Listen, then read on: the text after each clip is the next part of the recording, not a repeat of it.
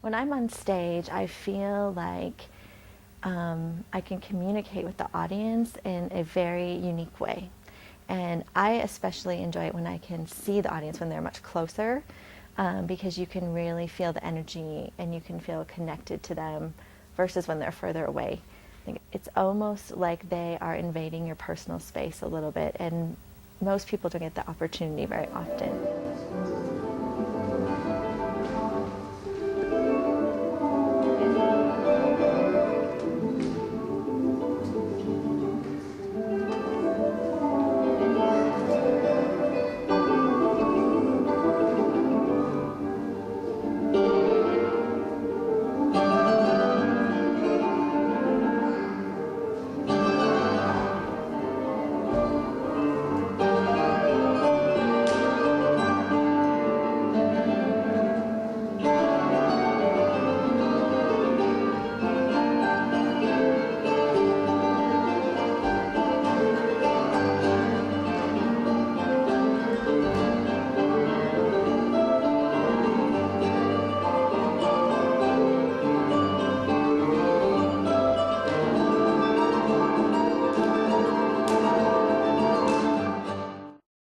A seasoned performer with repertory dance theater and artist in residence for schools in Utah, Lynn Listing has a BFA in dance from Western Michigan University and an MFA from the University of Illinois at Champaign-Urbana.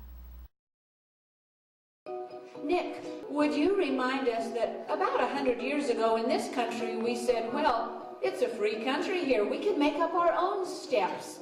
A Salt Lake City native, Nicholas Sendiz performed with children's dance theater during high school and graduated from the University of Utah in modern dance. He appeared with RDT during the Olympics Arts Festival before joining the company. I started when I was in 6th grade. I started because my mother forced me to do 2 activities every summer. And my summer of my 6th grade year, I couldn't think of anything to do. So she's like, well, you always wanted to dance. Do you want to take dance classes? And I said, sure, just to get her off my back. What I loved as a kid was the sensation of my body moving through space and the sensation of my body being physical.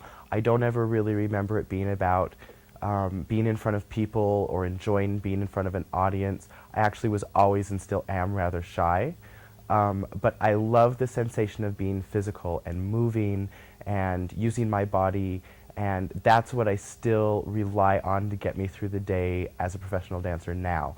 I oftentimes will focus on the movement, the muscles, just moving through space.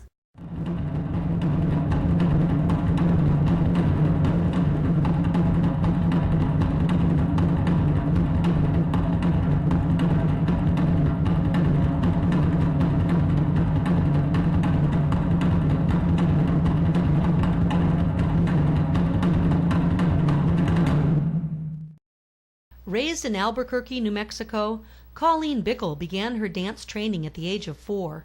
She joined RDT in 2006 after earning her BFA in modern dance from the University of Utah. I think it's so very important to preserve these old dances that we do in RDT.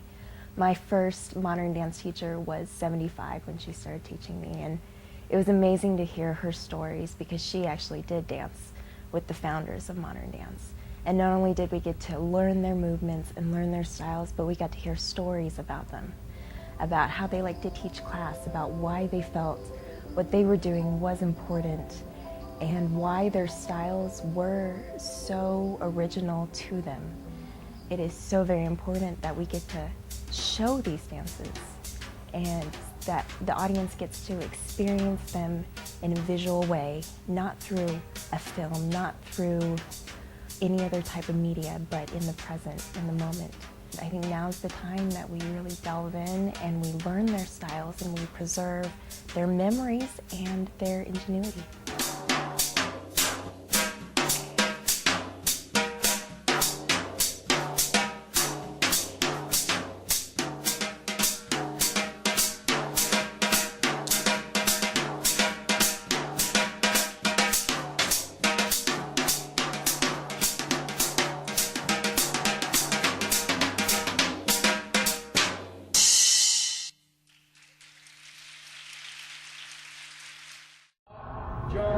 spin, spin, walk. A Northern California native, Thayer Jonitz earned his BA in modern dance from Brigham Young University. He has performed in Japan, Mexico, India, and other countries.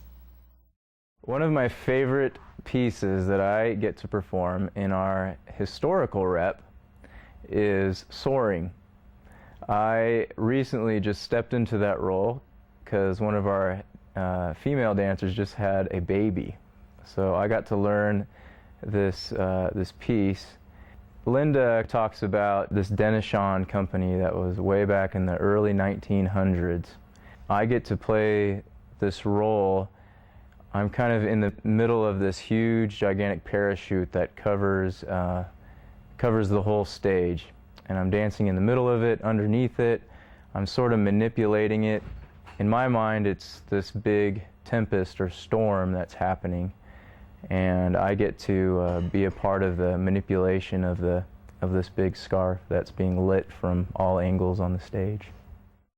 Variety of instruction in all styles of dance, meditation, breathing, and music visualization. A technique that tried to reflect the structure and the quality of the accompaniment. Denishan provided an elevated alternative to the vaudeville dancing that most audiences knew.